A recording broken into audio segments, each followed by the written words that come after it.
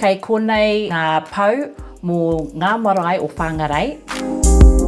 Because we're a rohe-based marae and not a hapu-based marae, our beneficiary pool is quite wide and far, and we're lucky in that those rohe areas come and use the marae. We've got lots of trading programs running down there, te reo programs running, and I think again this is all part of Kaka's vision in keeping that place alive.